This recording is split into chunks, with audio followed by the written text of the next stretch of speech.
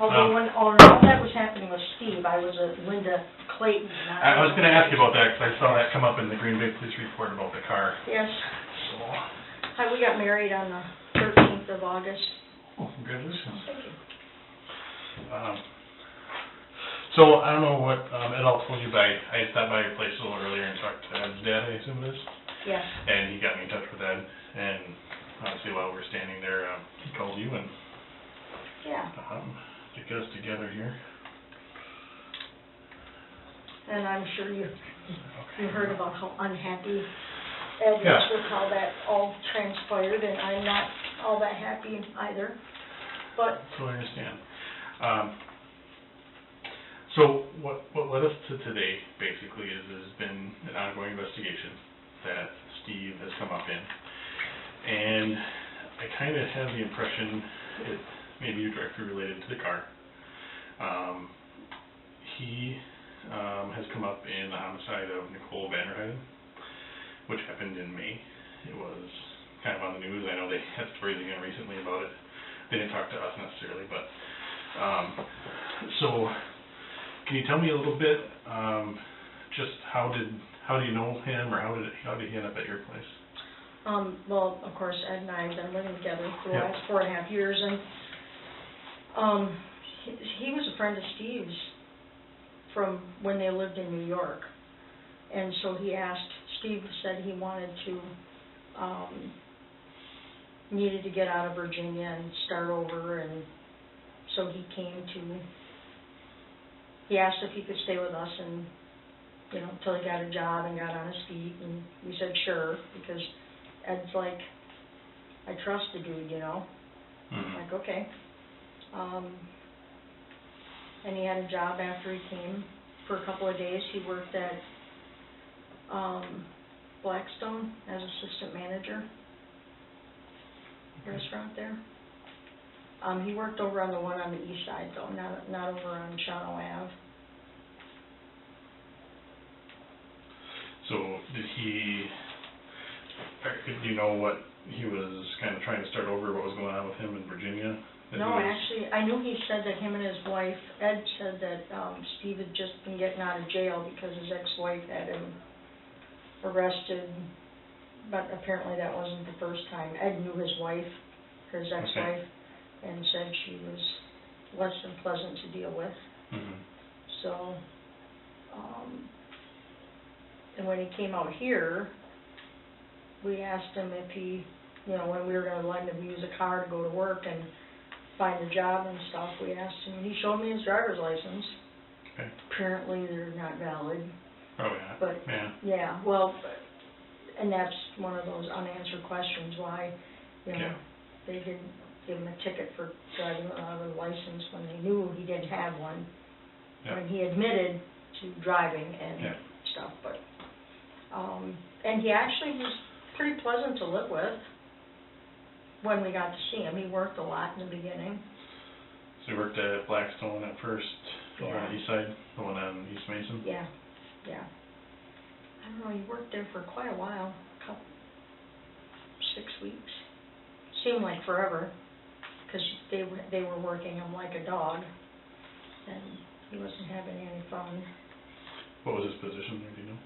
You said assistant manager. Yeah, he would cook a little.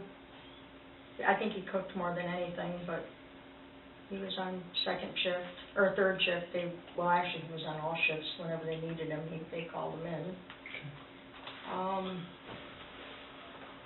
Watch TV up in his room, hang out with us. Just seemed like an okay guy,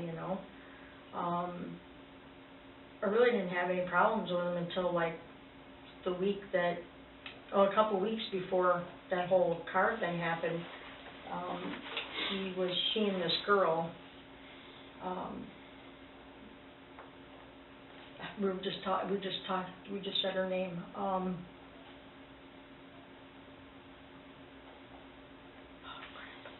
He met her when he worked at Blackstone, and her mom.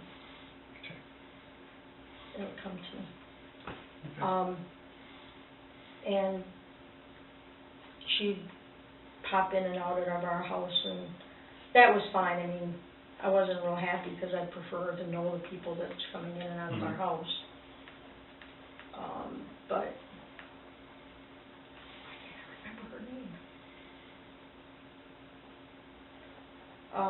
And then, well, my father-in-law called her Pocahontas because she's Native American. Okay. She's like 23. Okay. It will come to me. I can't remember her name. No problem. But then all of a sudden Steve started bringing other girls home, and I really wasn't okay with strange people walking in the house. One was Sylvia something. She was just a one-night stand, but then Steve got confronted on, oh no, that was after the accident.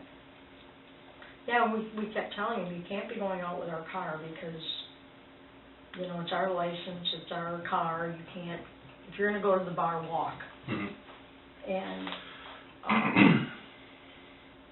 and he hadn't been, because then he went and worked at the landscape company, NEW Landscaping. Okay. And he'd been there a couple weeks.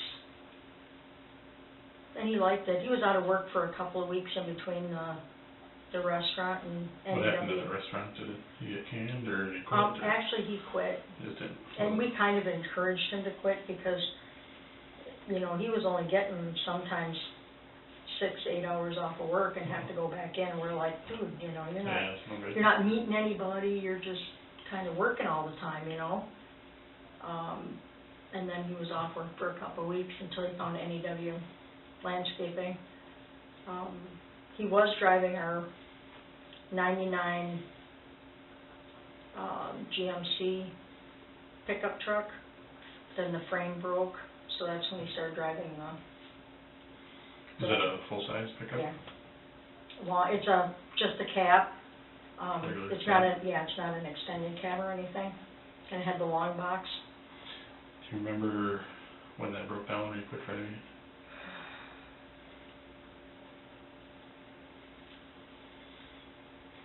It was only probably a couple weeks before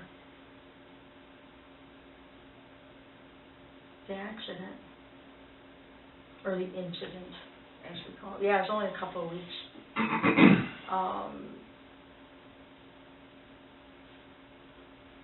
And then he was not doing too bad, actually. He was behaving, and, well, what I thought was behaving. And then he had Ed and we were all standing outside, and Ed and Steve were mowing the grass, and I went to bed. I go to bed at 8:30, 9 o'clock, because I get up at 3, and he apparently left after Ed went to bed. Okay.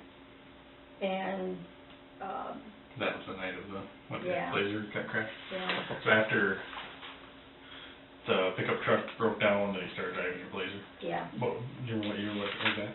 I was a 1999 red Blazer. It's in really good condition.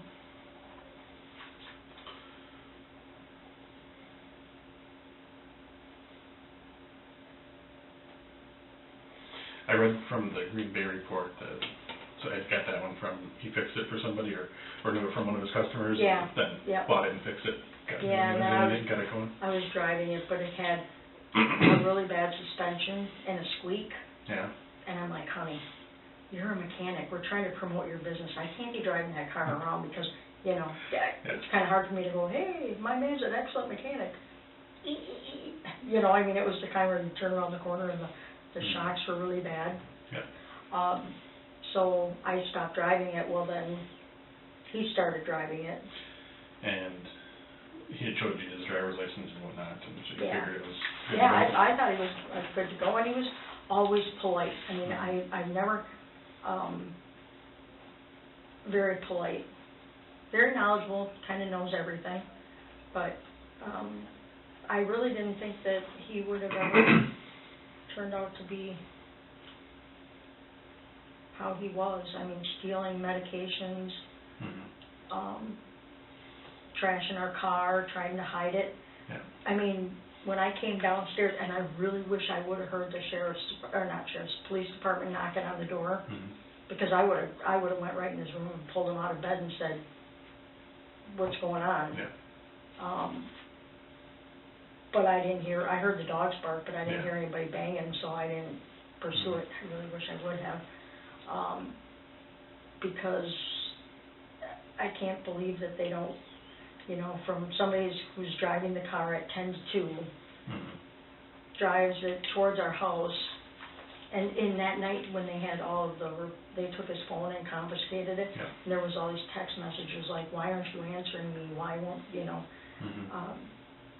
And then to have that person drive all the way over by her house, have the accident with the parked car. So he drove it after hitting a car? Is that what happened? Well, he drove it over by her house.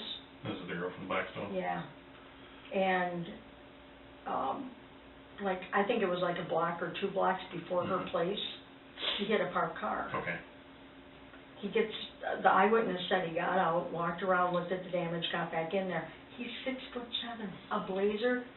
It's kind of hard for me to understand why people can't say he was really tall. Right. And then he drove back by the house. He managed to get like 2 blocks from the house. Okay. And then it was on fire, and I find a bloody rag at the top of the stairs, a cigarette in the bathroom. And it's not even dissolved yet, so that tells me right there it hadn't been there very long. And we don't allow smoking in our house. So the night of the accident, he apparently left with the blazer after you and Ed had gone to bed? Yep. Well, I went to bed. I think Ed was in bed, because I think Ed would have yelled at him if he knew he was going out.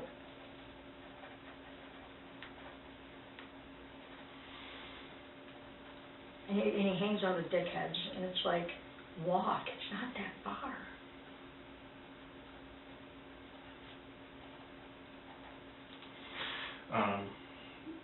Did they say what time they thought the accident happened over on the east side? It was like 2:15.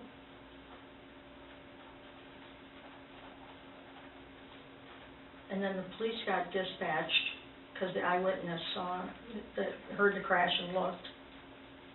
And they followed the fluids back and found the car burning. Do you know where that was? Yeah, it's on Maple. I believe it's Maple.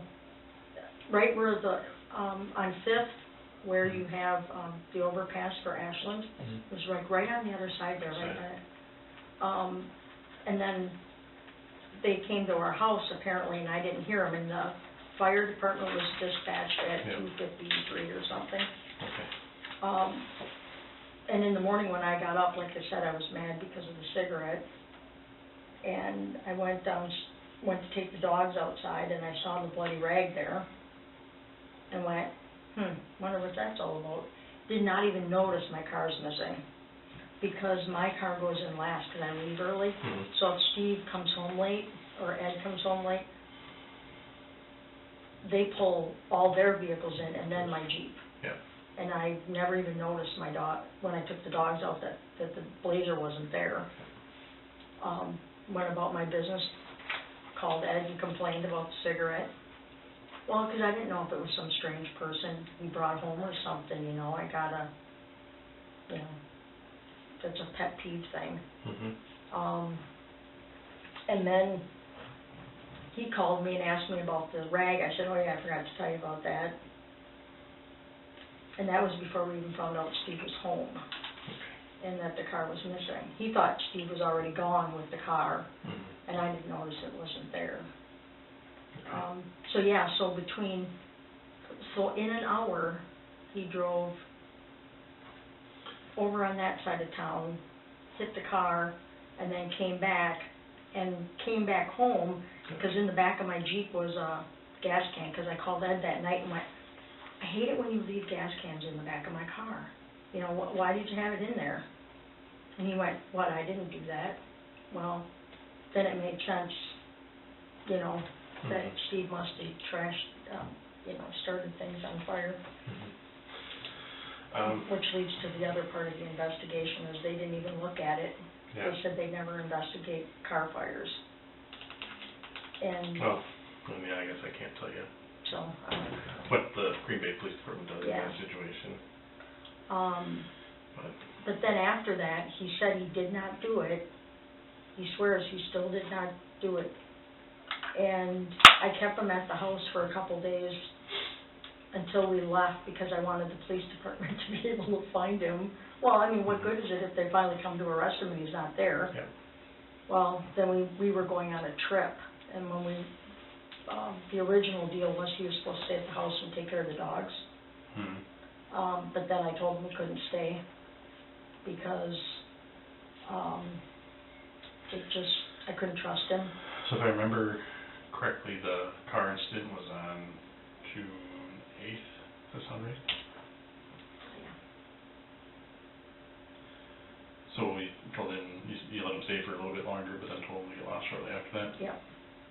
Because I can't, I just couldn't handle not having, I needed to make sure that my dogs were okay, that my house was okay, and then I gave him an option. I said, you gotta go. We'll get you a bus ticket for you to go home, but you can't stay at the house. And he's like, I understand. And we gave him a bus ticket, took him down to Chicago, dropped him off, and he was, the 8th.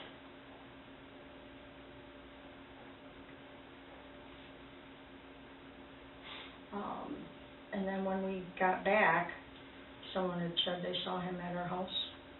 So he was back shortly after that? Yeah. Do you know the dates in particular with the homicide that we're investigating? Was the weekend of May 20th and 21st. That's a Friday and Saturday. Do you have any recollection of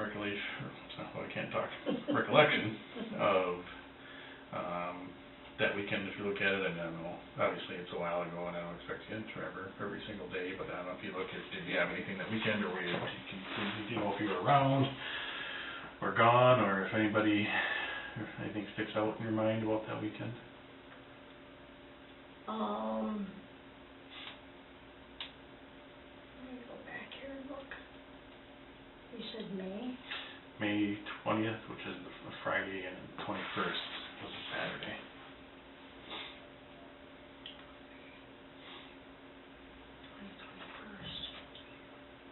Trying to think of what.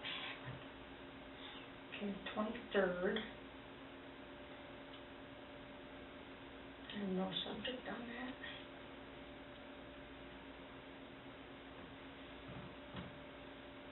I'm trying to think if he.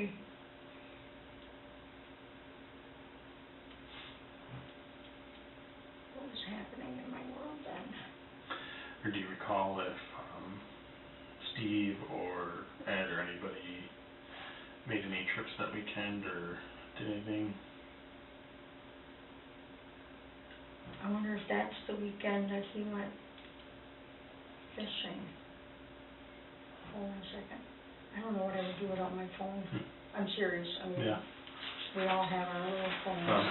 While you look at that, you said something about medications, and I know your father-in-law, when we spoke with him, some of your dog's meds, you think Steve took? Ed's tramadol, he had surgery, and he never took any of the meds. And when we got ready to leave, Ed's like, you should put these meds away. And I'm like, okay. And I looked, and there was 17 of them left out of 40. And I'm like... tramadol, I said? Yeah, those were the tramadol ones. Ed never used any of them after surgery? No, he really doesn't want to take pain meds. And our dog had epilepsy, and she has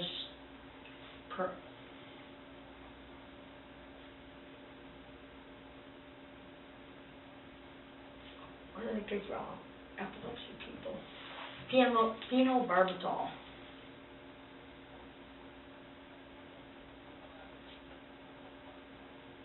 Ed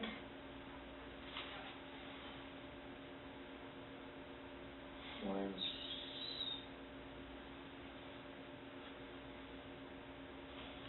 okay.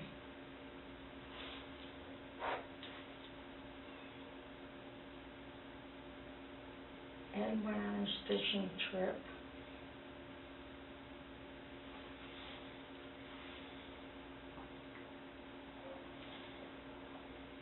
Oh my goodness, I'm back all the way to, I'm looking at 2015. That's not really giving me much good information.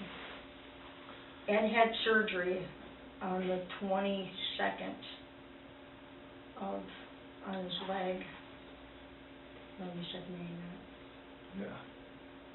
Sorry. That's okay. Would have Steve gone with him on his fishing trip? Yeah.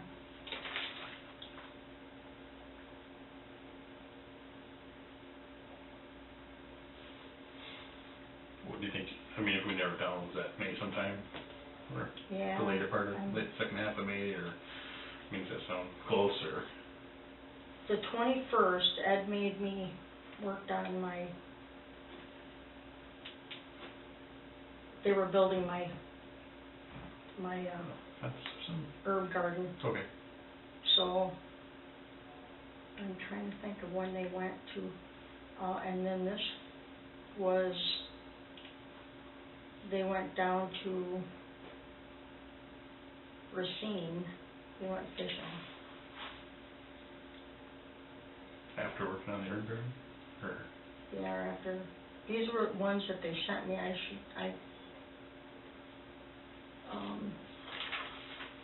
we think that was on the 21st they did this fishing trip? Yeah, well, these are when they sent them to me. Oh, okay. And on the 22nd, it said, call David, he has questions about the welder welding the trailer. So, at 11 a.m., Ed sent me a picture of the herb garden. On the 21st? On the 21st, and 10:49 p.m., Steve and Ed were fishing. Okay, so in that was that Racine. day. Okay. So in the morning, but they left that night.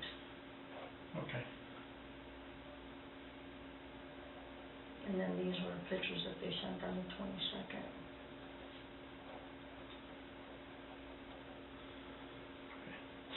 Do you want anything to drink or anything like that? Water or soda? I don't know exactly what we have. I would be happy with the water. Okay. Let me go check on a couple dates. Okay. I want to make sure we're thinking of the same information. Yep. And I'll grab you water here, okay? Okay.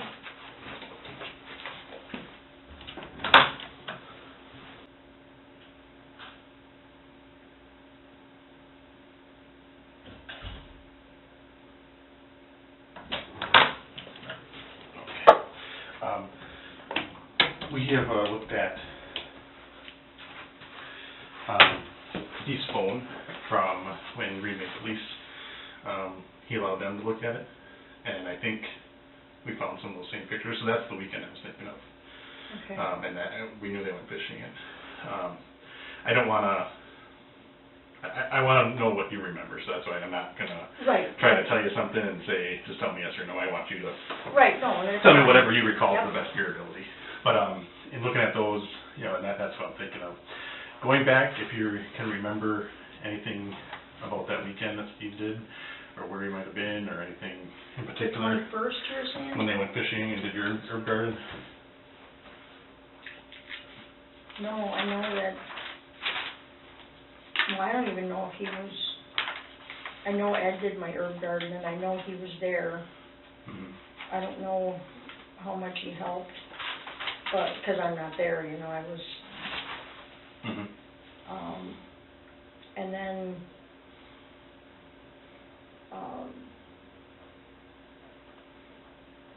we did have to go get a new phone. I put him on my, I'm so gullible, I put him on my phone, because he didn't have, he said his ex-wife cut his phone off, so I don't know what happened to it, but, so I put him on my phone. That's why I was going back, but I don't have anything earlier on his other phone number. I'm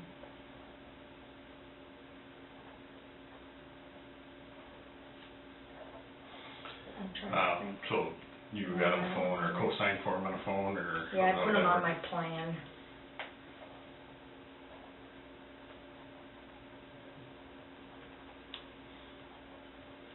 Where was that from? Cellcom. Okay. And then when we came back, he wouldn't return the phone when I canceled it, or when I said, can I at least have my phone back? But he said no. Well, he didn't say no, he just never answered me.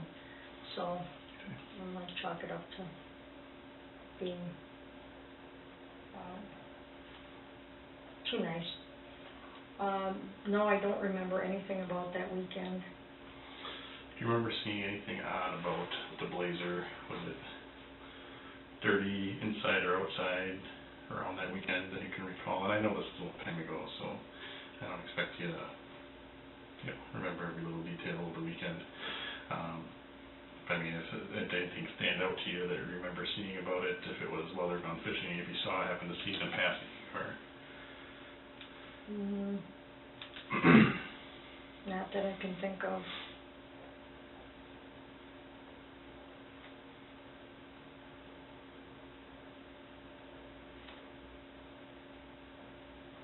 I'm trying to think of when he started driving that and when he stopped driving the pickup. I know it was right around that time frame, but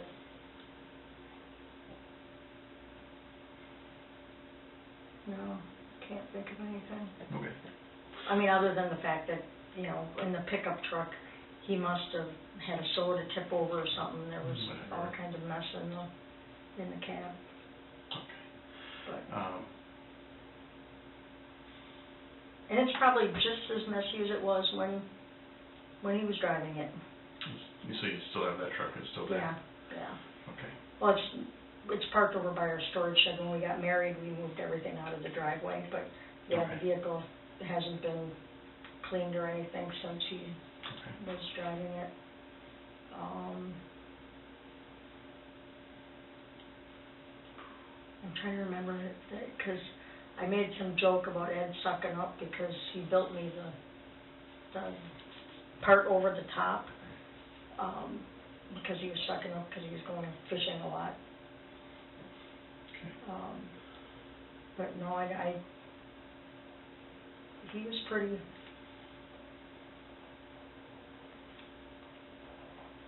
low-key. I mean, he didn't bring a lot of attention to himself.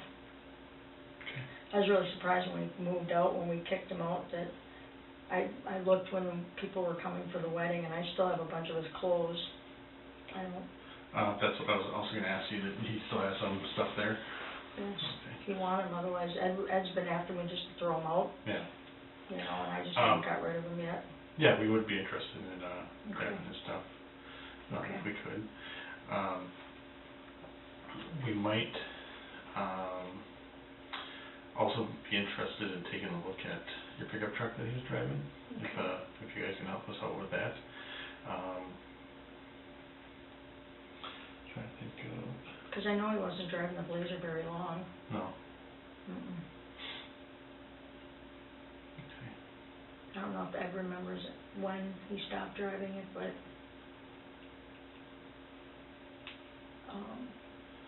yeah, you're more than welcome. Did when Steve was driving the Blazer before it burnt up, were you ever able to get a chance to look inside or anything, or to see if it was dirty or clean, or if he was keeping it clean, or if it was a mess? Actually, I got some photos. Did you get photos with the... There were some with the police report, but they weren't very good. Well, I took a lot of pictures because I was so livid and in disbelief that was happening in general.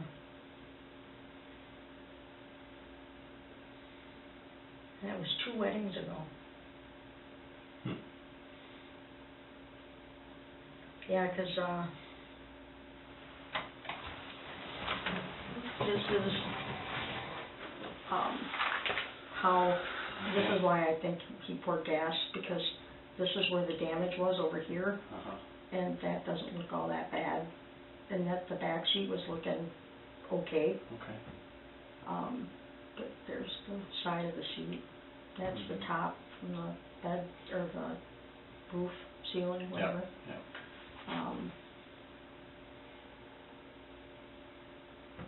But yeah, the rest of it was fairly clean. And that's where his head,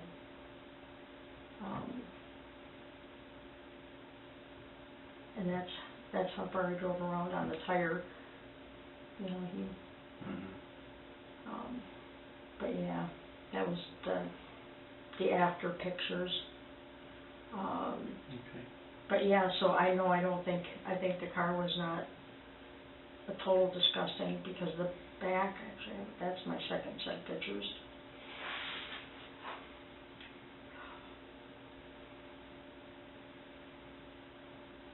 Because we went there first, right away after the police told us about it, and took pictures.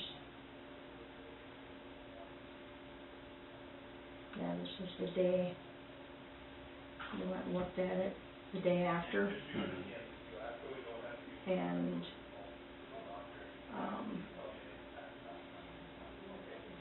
there's one picture of the back seat, but most of that was my stuff. Because we had a printer and stuff like that was in there that I just hadn't made it to the, but yeah, otherwise it's, you know, it really didn't look like he had been, you know, treating it poorly. Otherwise I probably would have been, really? But no.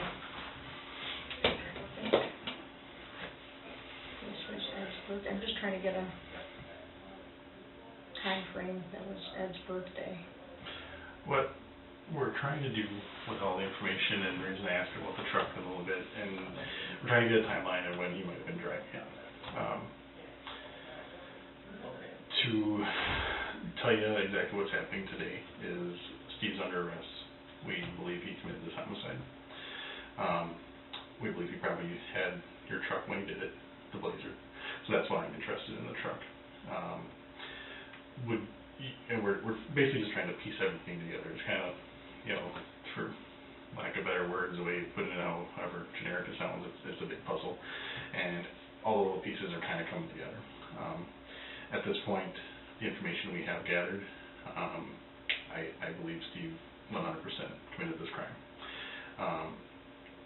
Is there any way that Ed or you would have gone to Richard Cranium's with him at all, that weekend especially?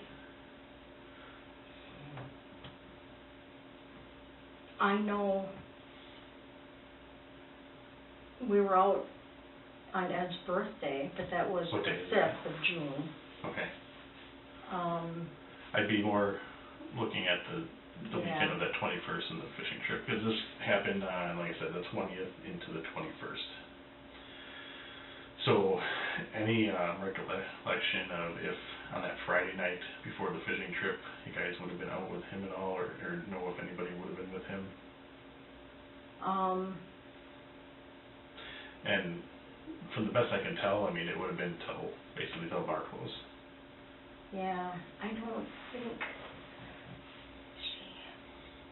I know we were out for Ed's birthday, and there was a couple of weekends that we were out, but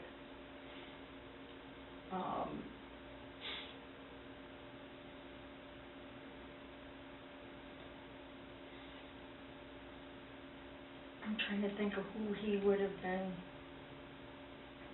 He went down to the bar a lot by himself. But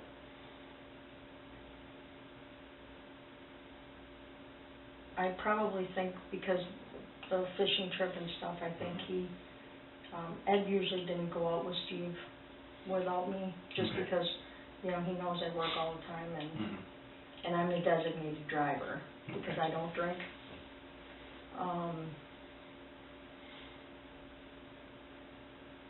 I just know he used to hang around people down there, but he was down there all the time. Okay.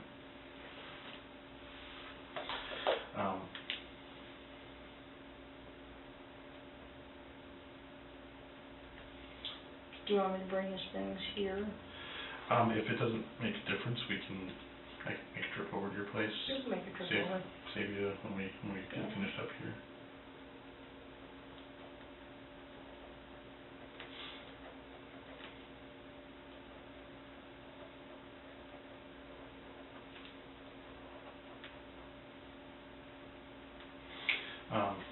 That particular weekend, if you don't recall, if there's any way that Ed or you might have been out with him that Friday night before the fishing trip, what would I guess stick out of that night in particular? The victim in this homicide, we believe, was probably in the area of Richard Craniums, and that's how they ended up getting together. Do you remember being with him, if he met a blonde girl at all, or was giving somebody a ride home, or from the bar, or from the neighborhood of the bar, or anything like that? Does that ring any bells? I guess the reason I ask it that way is because obviously if you do remember something like that, maybe you may have been out with them, or if you don't recall that, then obviously, there's a good chance you weren't with them.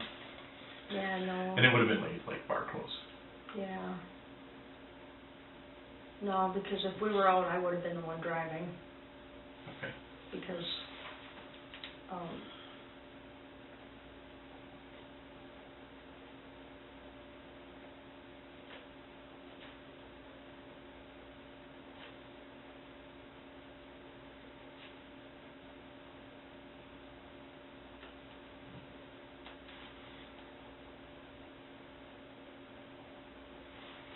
no, the only girl they brought over, they were both dark-haired, so.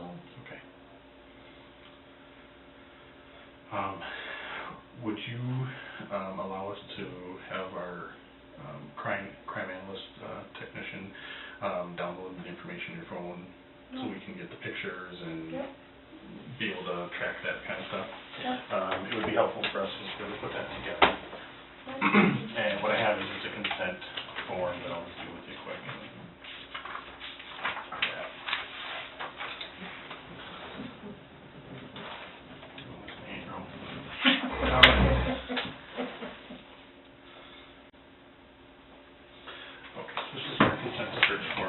Basically just going to be a cell phone extraction where they plug it in and they're able to download the information, and we'll review it later to see what kind of information we corroborate with your pictures of, especially of the truck. That's going to be pretty helpful for us, I think. So it says your information listed up on top here. Do hereby voluntarily agree to search of HCC cell phone. It's a federal communications number associated with the phone, so it's a unique number, so that's how we usually try to go with that. Which state that the above is owned, controlled by you, and that such permission to search this property is given by you freely and voluntarily, and without threats, force, duress, or coercion of any kind being used against you. This consent is given to Sergeant Lopnow, that's me, and I'm not going to be personally doing the download, but we'll have one of our techs go ahead and do it. So if you're okay with that, sign right there. And I don't, like it says, I don't want you to feel like you have to do this or anything like that. And we'll just go from there. I will take the phone over to one of our analysts and have them do it right away. And what I would like to do while we wait for that, if you're able to, is basically write up a written statement about what we talked about, just so we can kind of have your version of how things happened on paper. For the whole time that from when he moved in to... Yeah. I have a bunch of notes basically kind of outlining what you described to me, and I'll type it up as if you were typing it, so it's kind of a first-person thing. And it's kind of easy to review and do it electronically. And go over it, make sure it's accurate. Do you need anything else? Nope. Step out.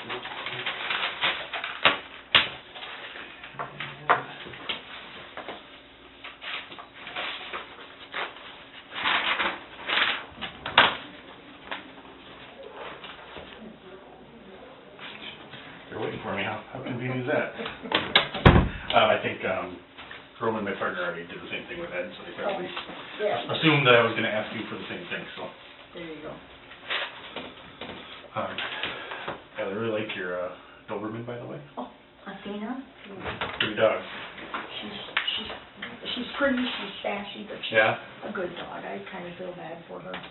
She's the one with the seizure problem? Yeah. How old is? 3.5. Okay.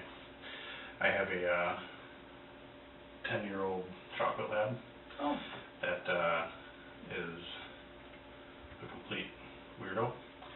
She doesn't hunt, swim, or retrieve. really? Like all the things you expect a lab to do. Yeah, doesn't do any of that. Much rather just be laying around and do nothing. Wow. Which isn't a bad thing, I Right. guess, considering how much I actually hunt or do any of that kind of stuff. Yeah. Well, we had to put our shepherd down. Oh, And that's when Athena had her seizures. I think it was a bit much for her not to have a buddy. do you remember about when he moved in? That's I mean, what I was trying to remember. Yeah, I mean, we can generalize, I mean, do you think it was April, May, you know, obviously by May he was around, or by towards the end of May. Yeah, but he was there way before then. Oh, I shouldn't say way before then. He had worked.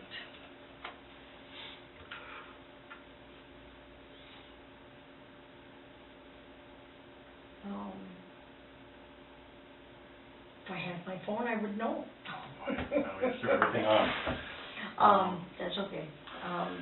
Like say if you have to remember Valentine's Day or before or after that, or holidays or seasons, I mean, Yeah. it doesn't have to be. Well, exact. it was spring because Okay. it was still pretty chilly out, and he didn't have a jacket because he was from the warmer climate. Okay. So I wouldn't say it was 20 below zero, but Do you know his full name or? well, it's George Stephen Burch, and I got confused because I thought his name was Stephen Burch, Yep. but it's George first. And while we're on that topic, this is kind of a technicality on it. Can you tell me who that is? That is Mr. Burch. Okay. That's the person you know as Steve Burch? Yep. Oh. / Big Country. Big Country, yeah.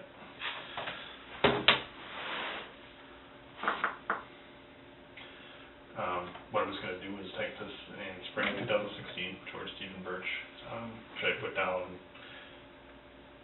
what goes by the nickname Big Country? Yeah.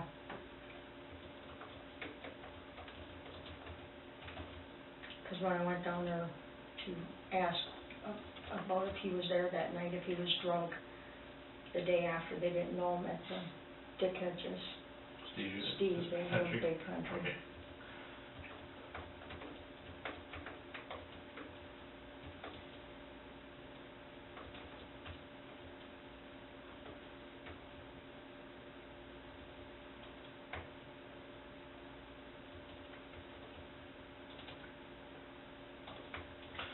And Ed knew Him for probably 10 years previous in New York. That's what he told me. I mean, I don't have specifics. I wasn't with Ed then, so. I thought he'd be okay to live with. I mean, Ed trusted him.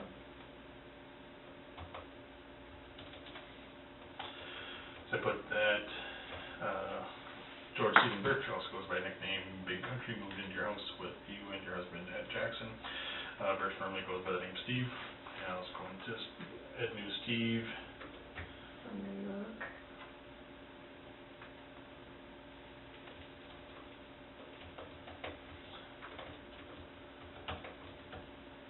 And they both used to live there. Yes. Do you know what town or? I think Ed lived in Montgomery, New York. I'm not sure how he knew him, if they worked together or just That was hung out about 10 years ago, together. I think. Yeah.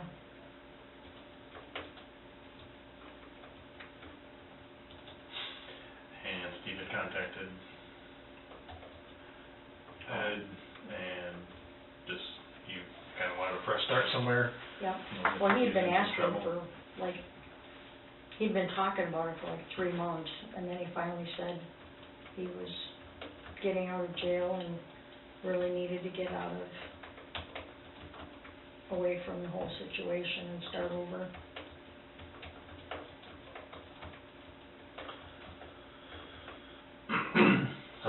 Steve had been contacting Ed for several months, talking about moving to Green Bay from Virginia, and that he contacted Ed saying he had just gotten out of jail,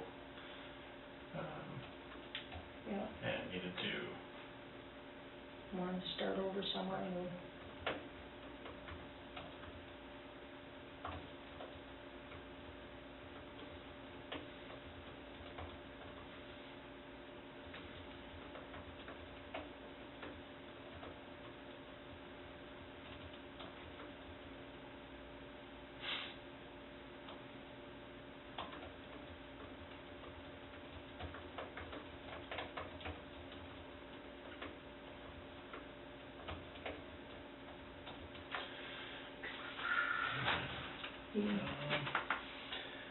checking my notes.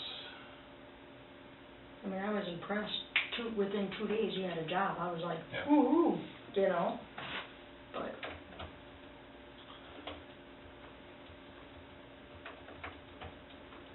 And that was at Blackstone. yes,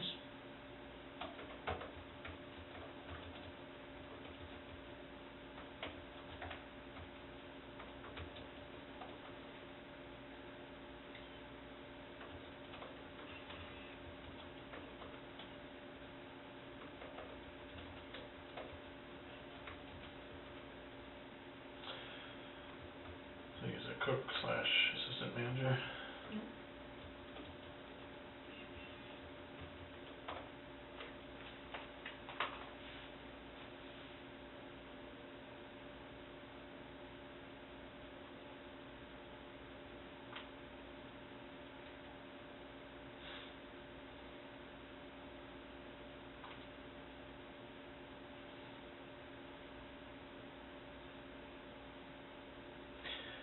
Do you know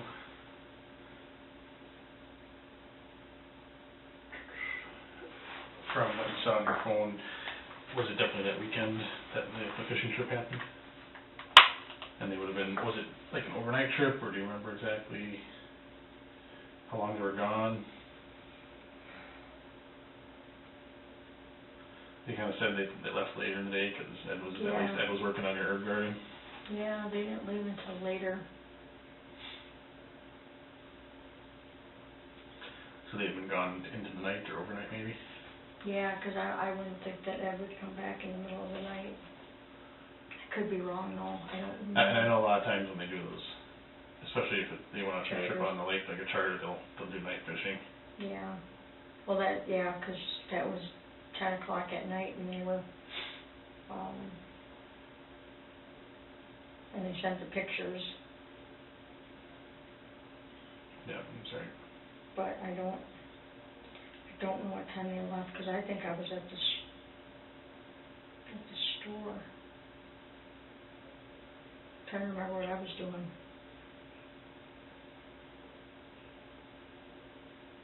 That's what happens when there's too much going on. Sorry, too much work. Yeah, I think they would have spent the night, but I don't know that for a fact. If I looked at Ed's phone calls, I could probably tell you what time it was on his way home. They always give us so much shit because we talk a lot. Yeah.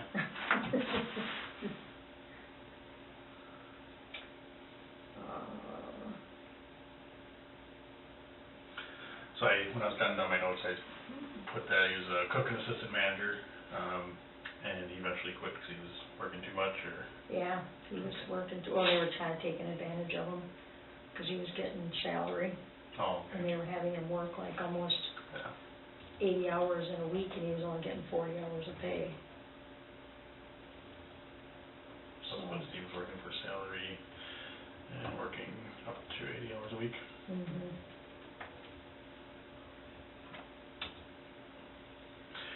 So during that time, I noted several weeks before the incident with the Chevy Blazer, he was seeing a girl from the Blackstone and her mother also worked there, you said? Yeah.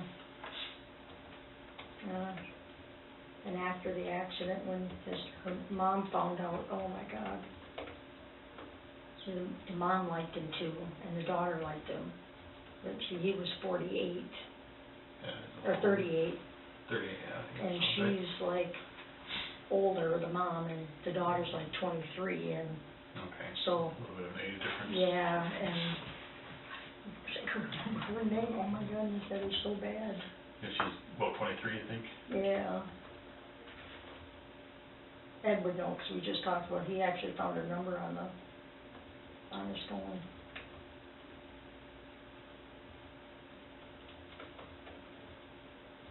And she'd come over after work, and she'd leave usually before I got up in the morning.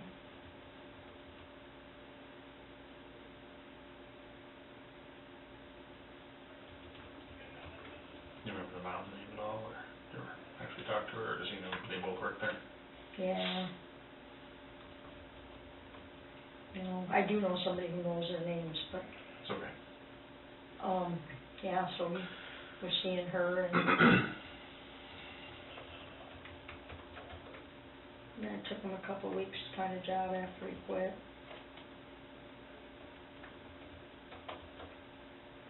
He was borrowing money, and Ed was getting a little irritated because he was like, think the man could find a job? I mean, you know.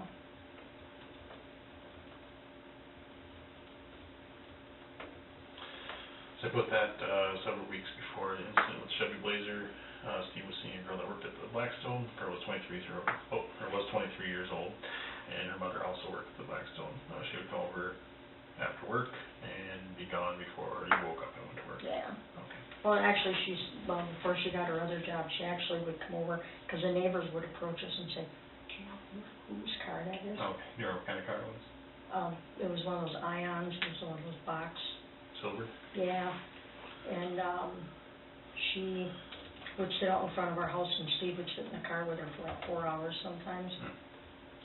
And I think he kind of felt weird about her coming in the house, because, you know, they were just friends at that point. So, yeah, so the neighbors made a couple of comments about, it's been there for hours.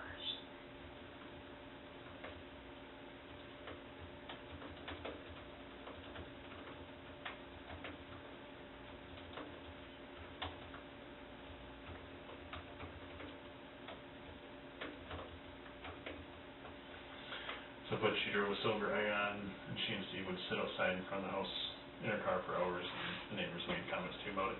Yep. Okay. And then he got... So Steve got his job at AW Landscape. Yep.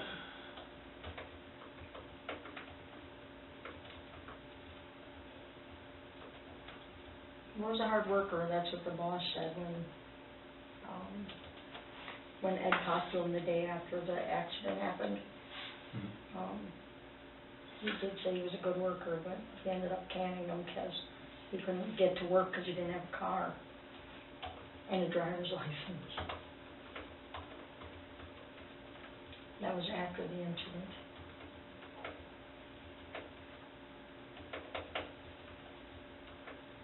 Turned out to be one of Ed's clients now, is the guy from the landscaping company.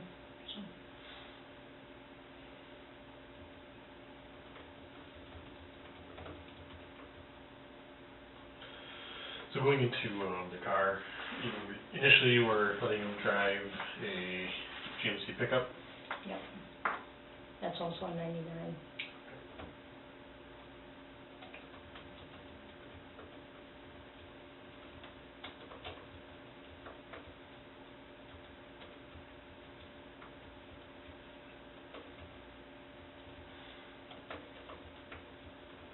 And he had shown you his Virginia driver's license. Mm-hmm.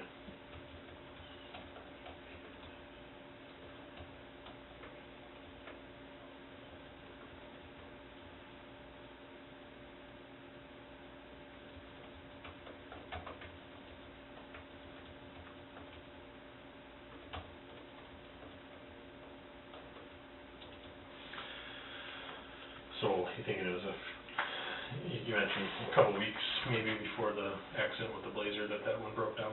Yeah. Or do you think it was 2 or 3 if he had to take a guess? I would only think it would be like, I better make it 3, because I don't think it was that long, but I can't. Okay. be positive.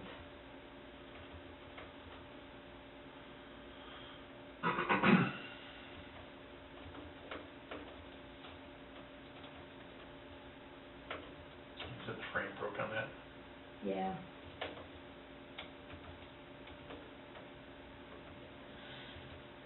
And then that's when he started driving the Blazer. Yeah. And that's when we reminded him that those were vehicles to go back and forth to work with, not, you can't go out drinking with them.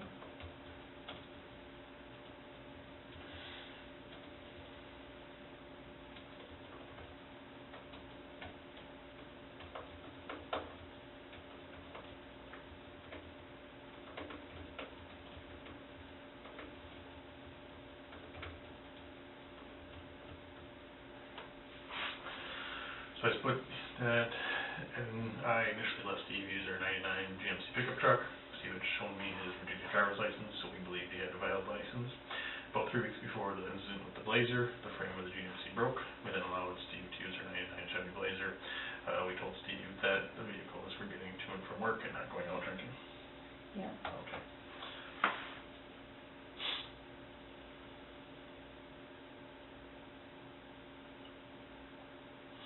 So the night that the Blazer got crashed and burned, you're pretty sure Steve must have left after you had gone to bed, or at least you went to bed. Yeah, because I think Ed said he crashed about 11, and Jordan is her name. She was at the house. And so Steve told me after the accident that they had a big fight. So I think that's why he went to the bar. He was mad. Or they had a fight. And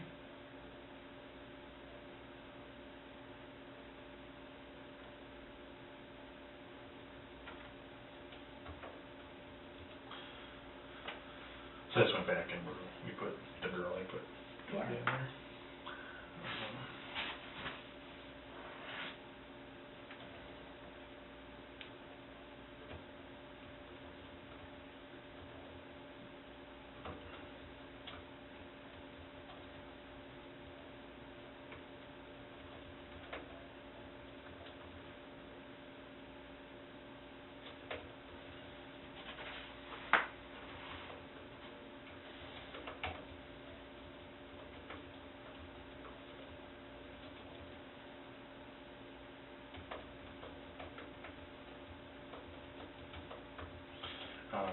So just to clarify, I put that night of the incident involving the Chevy Blazer getting crashed and burned, I believe Steve left our house with the vehicle after I went to bed. And I'm sorry, I missed what you said. You think Ed was also probably in bed, or not sure? Yeah, I think he said he crashed at 11, but that's, I mean, I'm sure he has a better statement of it. Yeah. Because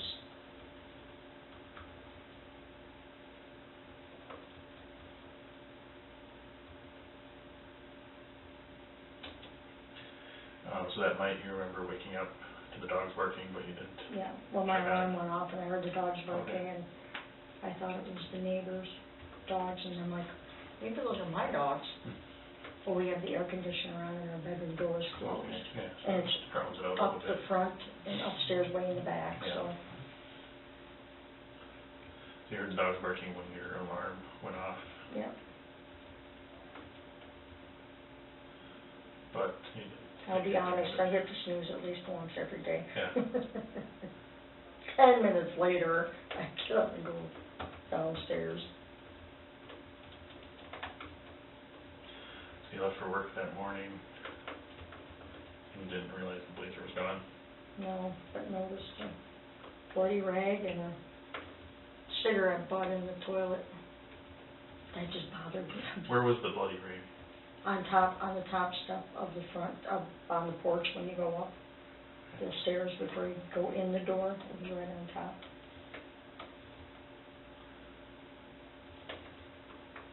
Somebody did find a bloody rag on the top step Yeah. of the front porch Yep, and a cigarette butt. in the toilet.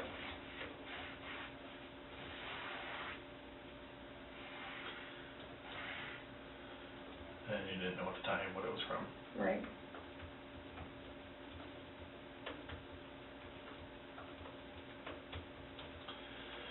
When you went to work, you got in your Jeep, you said there's a gas can in there?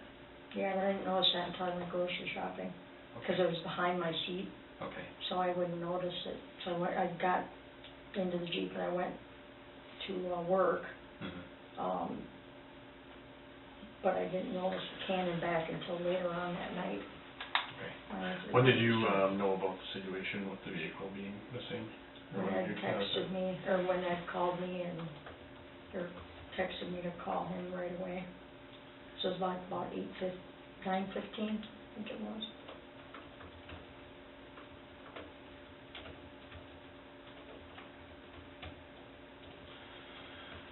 So, texted you at work asking to call him. When you spoke, what did Ed tell you about? He said that the cops were, the vehicle was stolen, and the cops were, I'm waiting for the police officers. That's the text I got.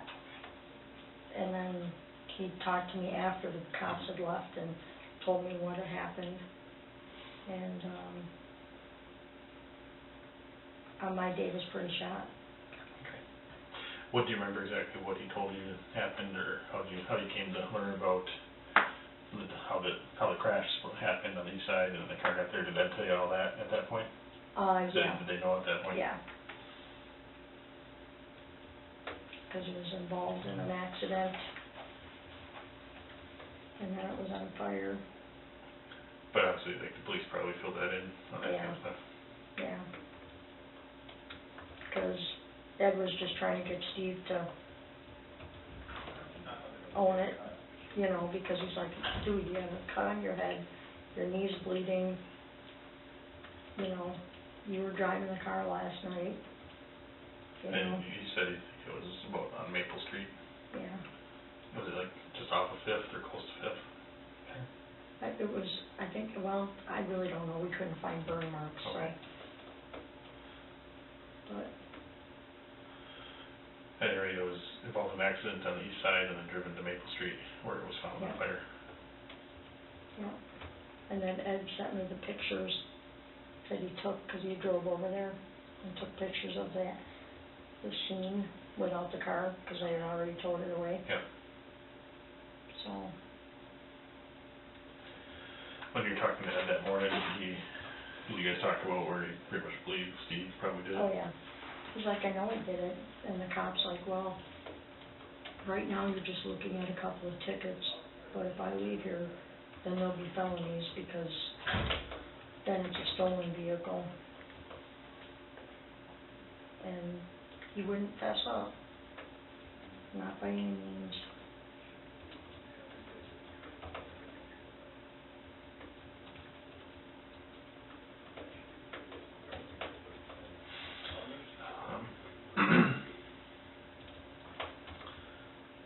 So Steve would not admit to crashing the car? Nope. And claimed that it was stolen after he got home from the bar?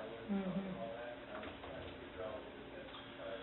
Okay, I'm gullible, but if a car's going to get stolen out of your yard within 5 minutes of you arriving, going over to the same location where your girlfriend lives, and then coming back, right. It's kind of, and you have a cut on your head, that's kind of a... No, absolutely. All right, sounds good, thank you, sir.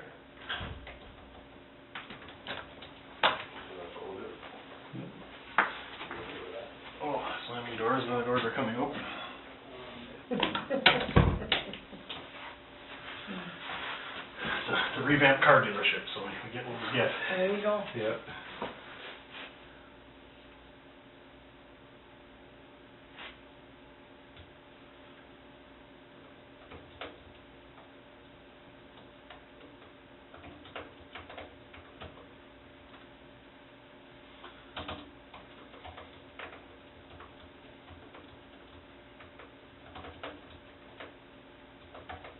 But Steve would not admit to crashing the car, even though he had a cut on his head and his knee. Yep.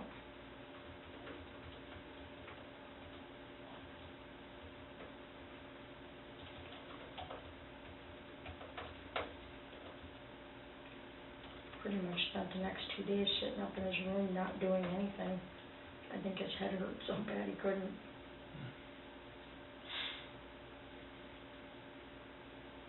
I even encouraged him to go and get a blood test,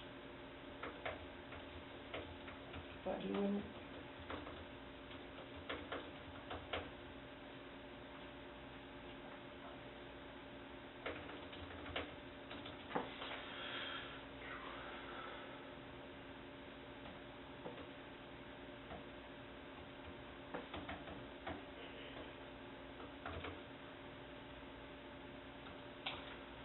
So later that day,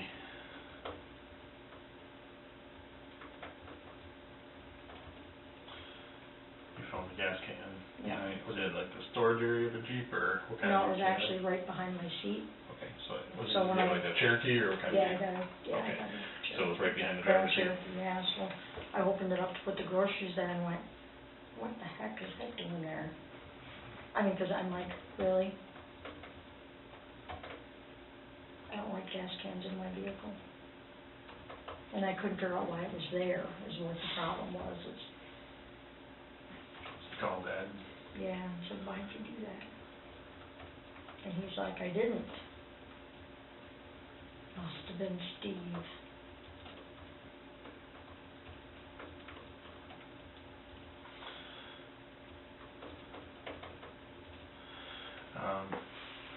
See, later that day after the accident, I found a gas can behind the driver's seat of my Jeep. I called Ed and asked him why I put the gas can in my Jeep, and told me that he didn't put it there, and with that he believed Steve put it there and then likely used it to set the blazer on fire. Yeah.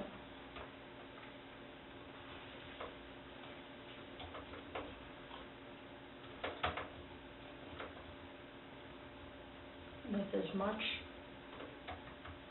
burning that went on in that driver's seat, in that passenger driver's door, I can't believe that that wasn't an accelerant. Mm-hmm. I mean, and I'm not trained, I'm not anything, Yeah. I just am like going, the rest of the car was, Mm-hmm. you know, not as trashed. I mean, the windows were bad, but that's just from smoke. Yeah. Oh my God. So I put that you viewed the blazers and took pictures of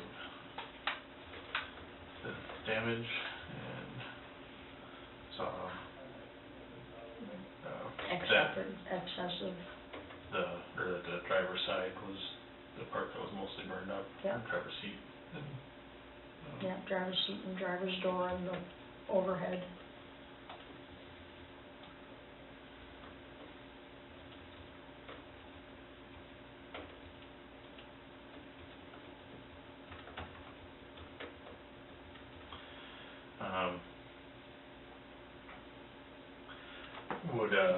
What you kind of explained to me earlier is the damage was on the passenger side where he hit something, so is that what kind of made you think, well, that's weird, why would it Why would burn it feel over weird? here? Yeah, well, the fact that he had a cut on his head, and it was on the driver's side, Mm-hmm.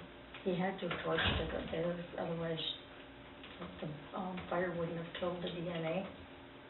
You know, 'cause how can you get DNA off of something that's charred? Yeah, probably not. That would be the only reason why, I mean, fingerprints are irrelevant, we let him drive it to work, big deal, you know, I mean, the only thing we can think of is that there was blood all over and he needed to get rid of it. And like I said, I like crime shows, so Yeah. I just got that brain thing going Yeah. on there. Okay, what else we talking about here?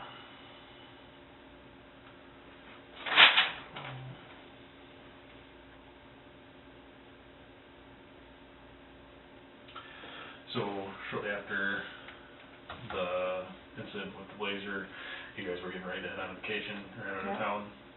Yeah, the wedding was on the 25th, and I think we were leaving on, we left on that Monday morning, I think, at 4 a.m.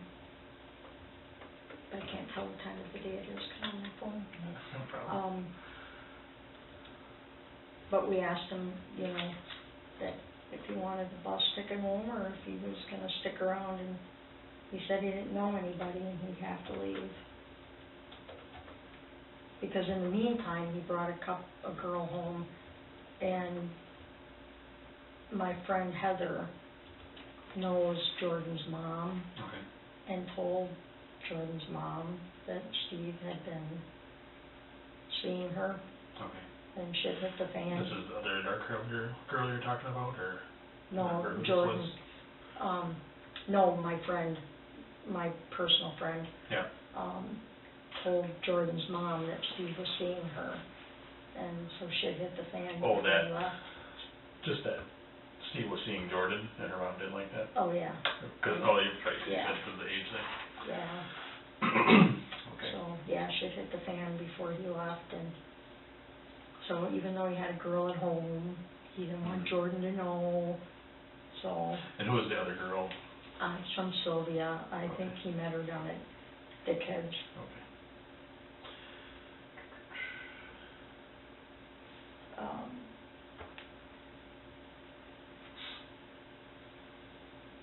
Yeah, otherwise he really didn't bring anybody else home.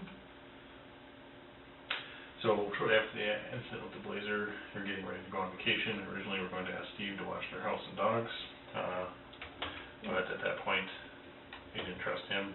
Correct. And that's when you guys offered to get him a bus ticket, or you did get him. I bought him a bus ticket from Chicago to Virginia. It was like $125.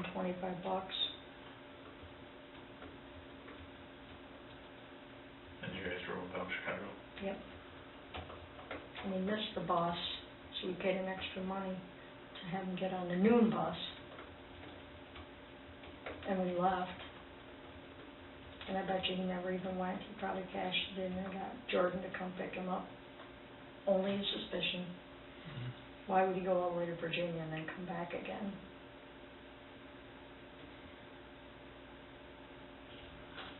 And beat us here.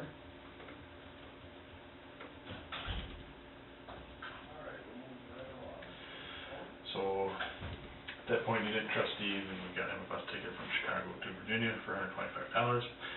We drove Steve to Chicago to get on the bus, but he missed it. We paid extra money for Steve to get on the next bus, and left him at the bus stop. That's the last you knew for sure. Yep.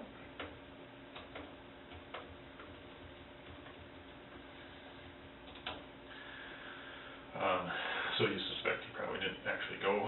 No.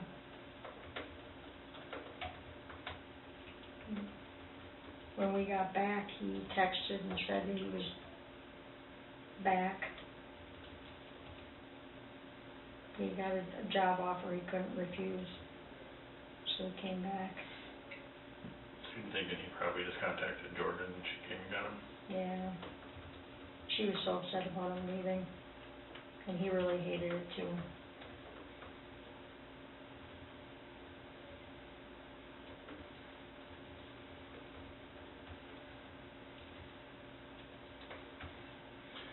So, when you guys got back from vacation, Steve had texted you, or how that happened? Yeah, well, I was talking about, he said, when I told him I wanted, you know, that I would buy him a prepaid phone for a month. Okay. And I wanted my phone back, just before he left. And he said that he would rather, This is before he left to go to Virginia, before he went on vacation. Yep. I wanted my phone back, and he said that he would rather pay me, let me have his next check, the one that he was waiting for, that I could have that for 3 months of his phone service. So that, because he said I'd rather have a phone for 3 months while I'm looking for a job than to have a prepaid for only 30 days. And if I don't get paid before then, I don't have a phone. So prior to leaving for vacation, you offered to get Steve a prepaid phone? yeah, and he said no, he'd prefer to keep the phone. and then I could keep his check that was coming to the house for payment.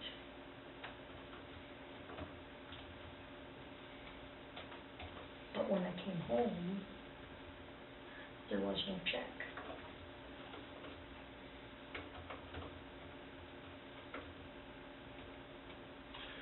So I offered to give him a paid phone, and Steve said he'd rather give you his next paycheck Yep.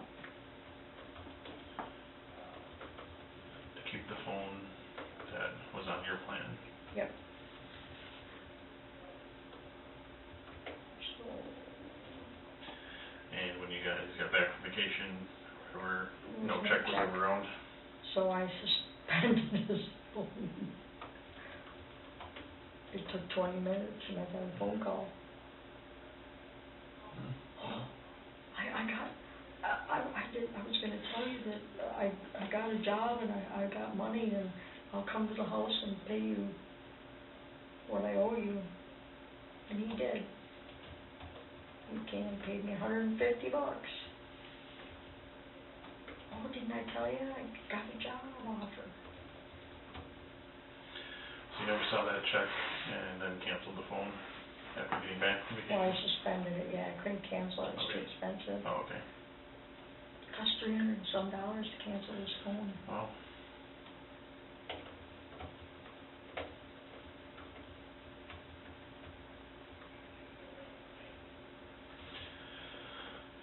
So shortly after suspending the phone, Steve contacted you and then ended up paying what he owed you?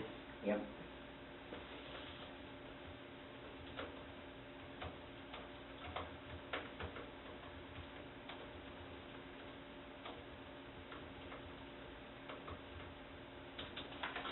And you tried to get the phone back, but he wouldn't get back to you at that point? Right, Is that and about when you last heard from him, or he wouldn't return your calls? yeah, that was the first week of July.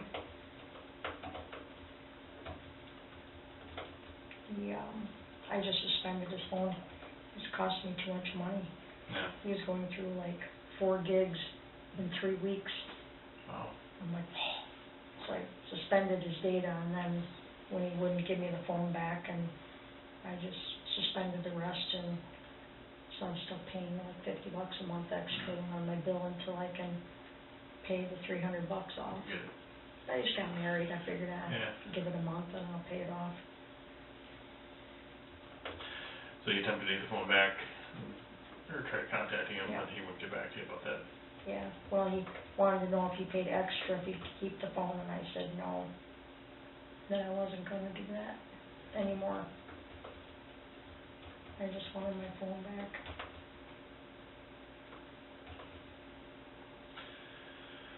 So you attempted to contact Steve about getting the phone back around the first week of July, but you didn't get it back, and Steve was asking for you to basically restart it if he gave you more money? Yep.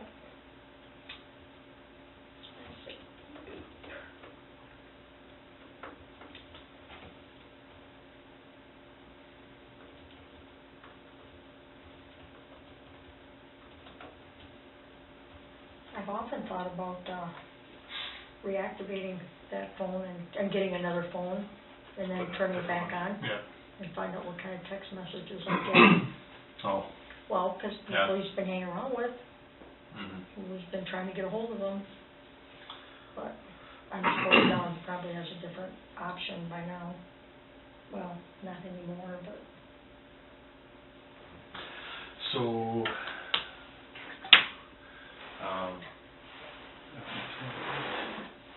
said that you believe oh, the medication. that he's, When I came back from vacation.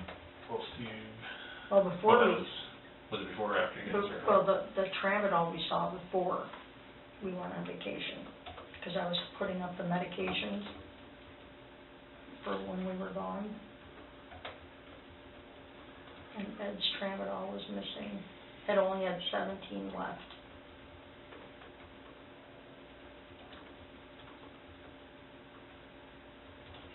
Out of 40. While Steve was staying with us, you believe he had taken Ed's prescription for tramadol, you know, that Ed didn't use any.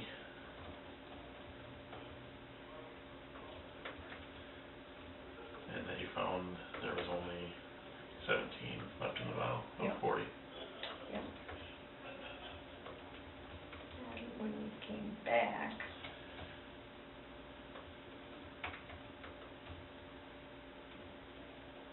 So when you got back from vacation, you also saw that. well, I went to order my father-in-law reminded we needed, and I don't remember, it wasn't right when we first came back, it was like within probably 4 days. He's like, oh, we're down to like 2 pills. So when I called the pharmacy, they're like, you know, you're ordering this way before you should have. So the dog's on regular medication? Yeah. And so it was probably 7 days early I had to order it, so that's 14 pills of phenobarbital. And I have no idea how to spell that. That's right.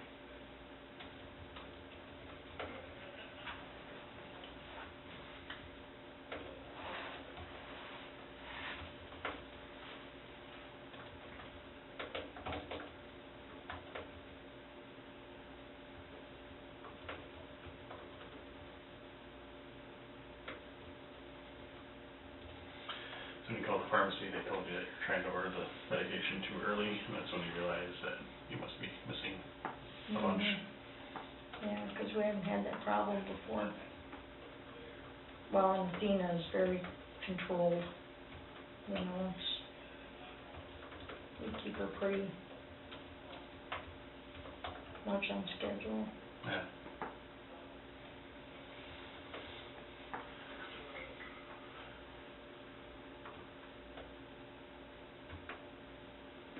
See if Apple's gonna let me spell phenobarbital.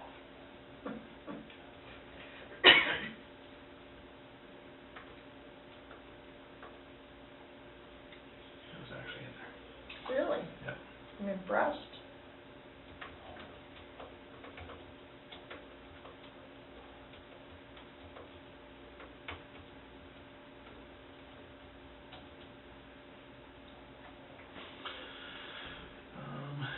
So in that paragraph I just put while Steve was staying with you guys, I believe he had taken Ed's prescription for tramadol. I know that I didn't use any of it, and I found that there was 17 out of 40 left in the bottle. Yeah. When we got back from vacation, we attempted to order more epilepsy medication for your dog. When we called the pharmacy, they advised that you were ordering the medication too early. And that's when we realized that you must be missing some of the medication, and that the medication was for phenobarbital, and you believe that Steve probably took it. Yeah, because he would be the only one that would have.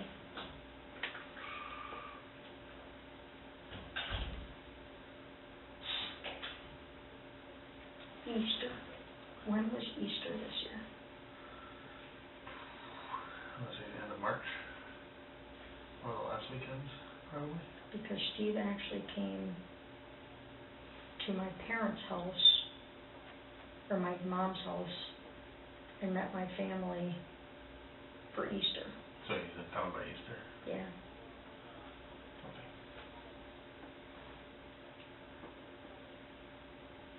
I'll go back to the beginning and we'll put that, that you know he was in town for Easter, so it's Yeah. by Easter. And then I can always go back through and find out when I charged the train ticket.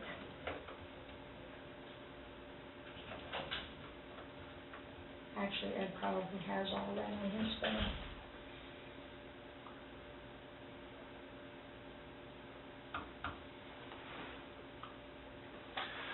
So going back to the weekend of that fishing trip, which we believe was, based on the pictures, was that Saturday the 21st. Yep. I was put on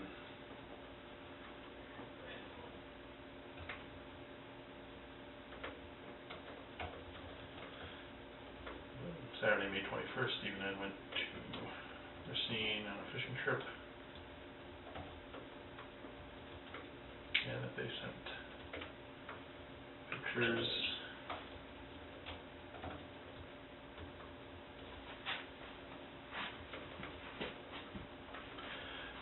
sure that Ed, that's the morning Ed worked on your herb garden. Yeah, yeah, And that Steve may or may not have helped him. right. Yeah, 'cause I wasn't home for that, you'd have to ask the man.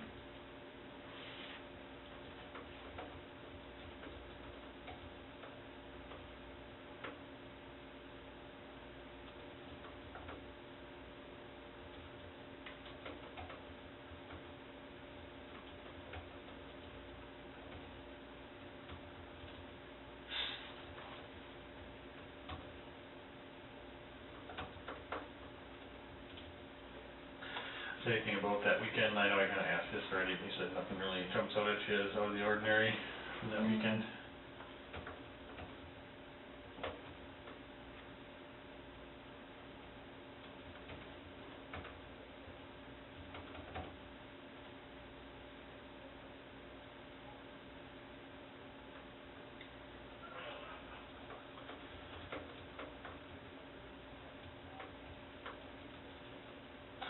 Do you remember, and I probably already asked this, so I'm sorry if I'm repeating. Do you remember specifically if, Steve went out the night before drinking or anything? And if you don't, please don't, you know, it's not a big deal, I know it's a while back. So if you can't say for sure, it's not a, Yeah, I you don't not know, an issue. I know he was gone a lot, you know, he would go away and come home, but I don't remember any specifics.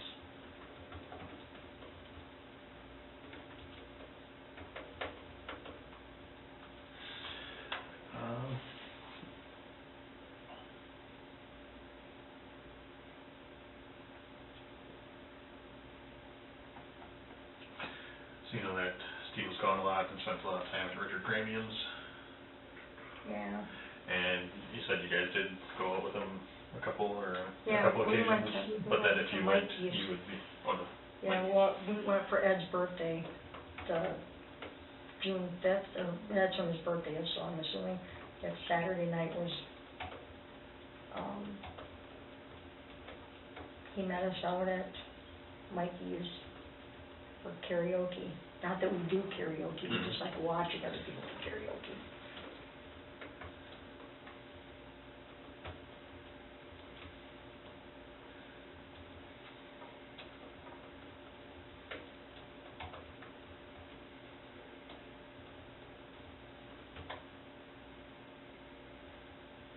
Let me ask you this, if for some reason, are you sure that you didn't go out with him the night before the fishing trip? Is there any chance that you would have driven him home around bar time before the herb garden and the fishing trip? No, I don't think so. 'Cause I'm trying to figure out why I wasn't home when they finished that herb garden.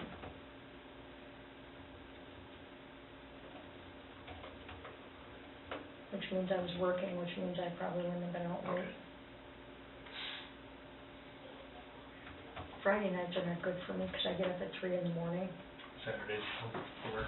Well, Fridays. Oh. And so come nighttime, Oh, yeah, I I suppose. mean, yeah.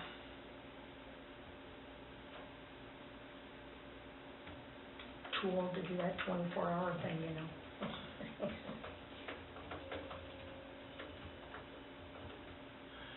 So you're thinking you would not have been out with him that night, or that Friday night, because you would have been working the next morning? Yeah. Or actually, I would've, I wonder if it was at Regina's that day. I also work Saturday mornings too sometimes. Yeah. At my business, not at, for my Okay. job. I just know I would've been up Friday morning at 3 in the Okay. morning, so I would've definitely been tired and not went out. How's about that? You don't think you would have gotten done with him that Friday night because you would have been up at 3 a.m. that morning Yep. and not in condition to go out partying, basically? Exactly.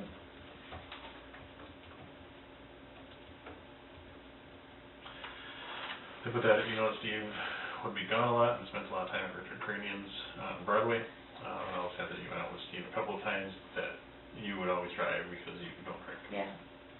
And those were Saturday nights, I know for a fact. But those were Saturday nights.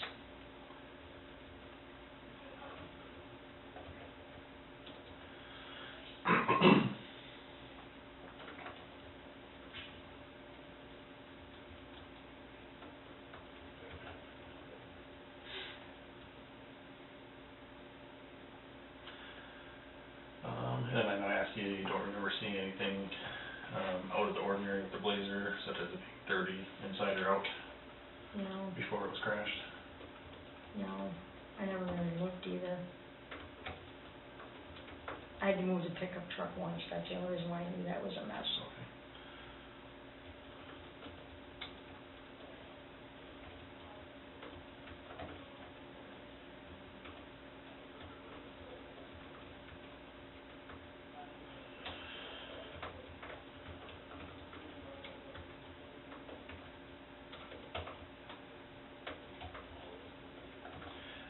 What kind of stain did you see in the truck? What do you think it was? I think it was like a soda Okay. stain where he had a big cup or something, or coffee or a soda or something that spilled all over the place, or he went over a Floor, bump in it. seat, or? Yeah, it was on the console, by the radio and stuff, and by the cup holder, and it was also on the floor. Like I said, it's still the way it was, so. The stain was on the console and floor, like a passenger or driver's side, or? Yeah, both actually, I think, because I think it. Is it darker or lighter? Any idea? Whatever you can recall. I don't remember. I think it was darker, because I was like, really? Yeah, I don't remember. On the seats at all, or remember? No, I don't remember it being on the seats.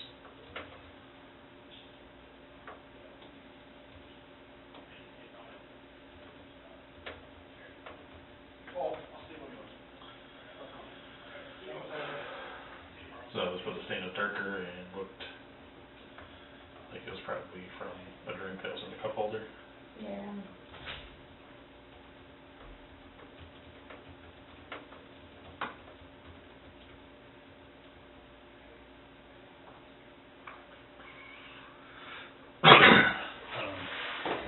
Like I said earlier, with this homicide investigation, it goes back to that weekend of May 20th and 21st.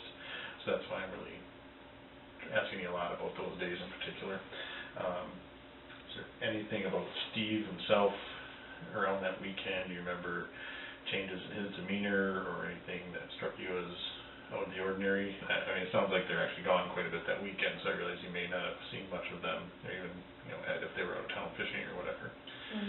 I mean, does anything strike you as odd about, you know, anything that could happen to him? Did he get quiet about things, or, you know, any changes that stick out to you? And again, I don't want to make you think of something just to tell me something. No, So, I mean, no, I was just trying to. If nothing sticks out to you, don't worry about it, you know, that's. Yeah, no, I don't remember anything Okay. specific. Do you ever remember seeing, around that time, any clothing that he had on him that was bloody, or did he do laundry, or throwing out clothes, or anything like that? No, he always did his own laundry, so. Okay. So you wouldn't have seen anything like that? No. Okay. I don't think I have anything else for you right away. No, but I will give you all his belongings that we have left at the house. Okay. Like I said, we might be interested in, you know, go take a look at the truck sometime. I know we've been here a while already, so I don't want to keep you here all night by any means. But we really do appreciate you guys coming in and talking to us about things. I'm just in awe. Yeah. He was arrested this morning. Like I said, this has been an ongoing case for us. And when his name came up, you know, we started really digging into his whereabouts and whatnot. And from what we found, I believe 100% it was him. So I'm sure it'll hit the news in the next day or two. I'm just in awe over the fact that, you know, I was really having a hard, I didn't want to believe that he wrecked my vehicle. Yeah. You know, I really wanted it to be something where they could prove that it wasn't him. But as the day progressed and like Ed said, you know, when he told the cop about the dirty rag and Ed had already thrown it in the garbage. Yeah. And later that night, he went looking for it and it was gone. So, I mean, it's just, you know. So let's just go over this quick, and all the information up top there. Let's make sure your information is correct. I didn't do a typo at all. So I started in spring 2016. George Stephen Burch, goes by the nickname Big Country, moved into your house with you and your husband Lynda Jackson. I know that Burch was in town by Easter of 2016. Burch normally goes by the name Steve. I knew Steve from when he lived in Montgomery, New York, about 10 years ago. Steve had been contacting Ed for several months and talking about moving to Green Bay from Virginia. Steve contacted Ed saying he just got out of jail and wanted to start somewhere new. That is when he moved to Green Bay and started staying with us. Within about 2 days of moving in with us, Steve had found a job at Blackstone Restaurant on East Mason Street. He was a cook and assistant manager at the store. He eventually quit because he was working too much. He was working for a salary and working up to 80 hours a week. Several weeks before the incident with the Chevy Blazer, Steve was seeing Earlene Jordan, worked at the Blackstone. Jordan was 23 years old, and her mother also worked at the Blackstone. She would come over after work and be gone before I woke up and went to work. Jordan drove a silver Ion, and she and Steve would sit outside in front of the house in her car for hours. The neighbors made comments to me about it. Steve eventually got a job at AW Landscape. Steve got fired because he couldn't get to work after the car crash fire incident due to not having a car. And I initially let Steve use our 1999 Jeep pickup truck. Steve had shown me his Virginia driver's license, so we believed he had a valid license. About 3 weeks before the incident with the Blazer and the frame on the GMC broke, we then allowed Steve to use our 99 Chevy Blazer. We told Steve that the vehicle was for getting to and from work and not going out drinking. The night of the incident involving the Chevy Blazer getting crashed and burned, I believe Steve had left our house with the vehicle after I went to bed. I think Ed was probably asleep as well. That night I heard dogs barking when my alarm went off, but didn't think much of it. I left for work that morning and didn't realize the Blazer was gone. I did find a bloody rag on the top step of the front porch and the cigarette butt in the toilet. I didn't know at the time what it was from. Ed texted me at work asking me to call him. When I talked to Ed, he said that the Blazer was stolen. Police had told Ed that the Blazer was involved in an accident on the east side and then driven to Maple Street where it was found on fire. I believe that Steve did crash the car and then, let's change that, that kind of sounds weird. That Steve crashed the car. Or hit the parked cars or whatever, yeah. And then drove it to Maple Street trying to get home. Steve would not admit to crashing the car, even though he had a cut on his head and knee. Steve claimed that the Blazer was stolen after he got home from the bar that night. Later that day, after the accident, I found a gas can behind the driver's seat of my Jeep. I called Ed and asked him why he put the gas can in my Jeep, and told me that he didn't put it there. I believe that Steve put the gas can there and probably used it to set the Blazer on fire. I viewed the Blazer and took pictures of damage and saw that the driver's seat, door, and roof was the part that was mainly burned. I found out that the driver's side burned when the damage to the vehicle from the crash was on the passenger side. Does that sound accurate? Yep. Okay. And the battery's also on the passenger side, but that's, Okay. yeah. Shortly after the incident with the Blazer, we were getting ready to go on vacation, and originally we were going to ask Steve to watch our house and dogs. But at that point, I didn't trust Steve, and we got Steve a bus ticket from Chicago to Virginia for $125. We drove Steve to Chicago to get on the bus, but he missed it. We paid extra money for Steve to get on the next bus and left Steve at the bus station. I suspect that Steve didn't actually go to Virginia. I think he probably contacted Jordan, and she went and picked him up.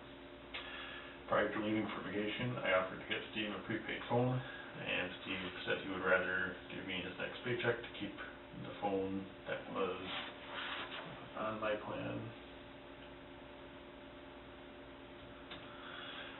for 3 months. I never saw that check and then suspended the phone after we got back from vacation. I don't think I covered that, you had helped Steve get the phone, Yeah. so I want to just make sure that's clear.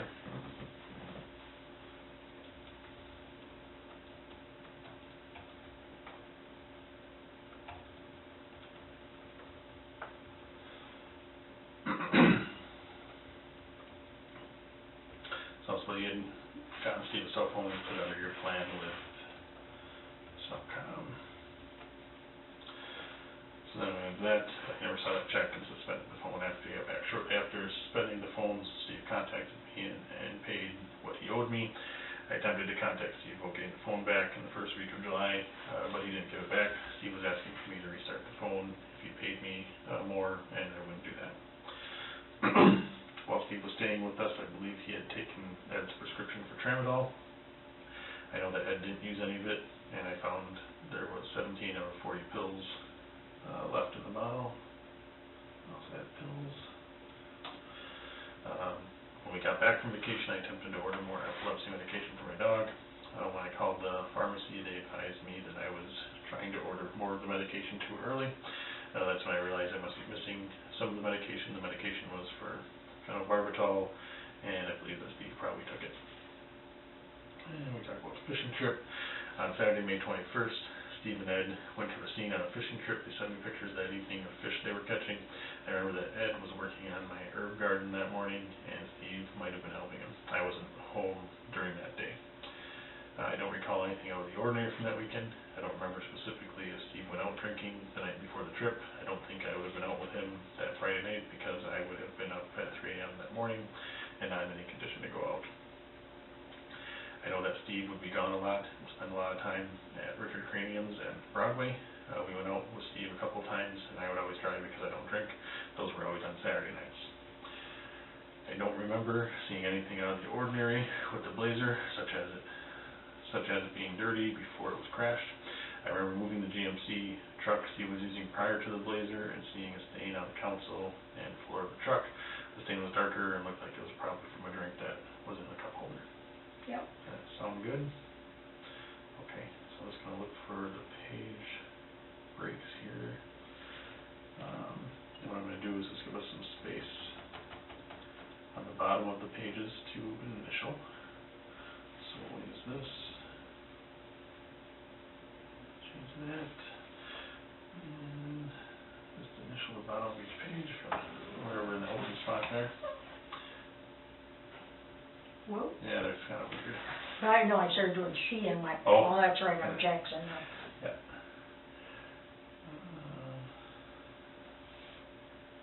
Alright, so here's another one.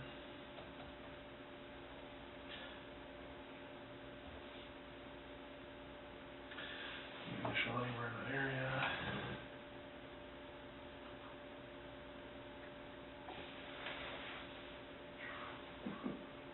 When I started doing this, I always forget to hit the button to text, so then when I try to scroll again, I just start making lines on the screen. It took a little getting used to. So this is going to be the bottom of the document, so 3 pages. So this says, I have given the statement of my own will, no force, threats, or promises made to me to obtain a statement of 3 pages. It's true and correct to the best of your knowledge. The statement has been read to me by Sergeant Lockdown, and I've read. Yes. So if you're satisfied with it, Yep. we'll sign on the bottom here. You sign on the side, which says statement by.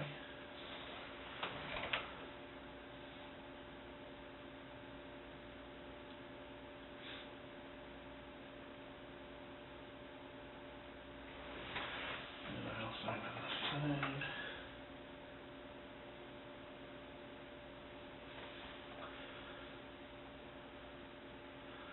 And put today's date. About 5:33 p.m.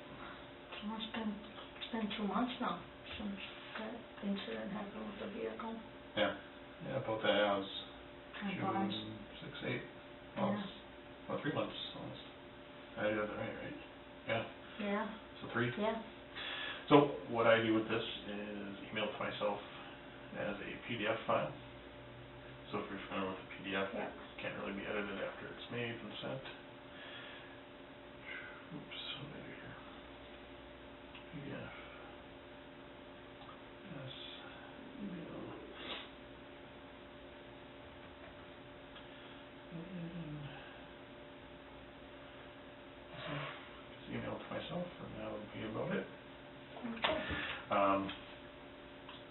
let's, get out of here, and I'll make sure, hoping your phone's done by now, and get that back to you. And then, I'll see if my, partner is available, we can just maybe follow you right over to your place, are you heading home probably? Yeah, Then we can, grab whatever clothing items or whatever might be left. yeah, there was quite a bit, and I was like, I bagged them up, part of them, and I was gonna, you know, and I'm like, what do I do with these? And part of me felt like I should probably return them, just because what Yeah. else am I gonna do with them, you know? Right. And it's like,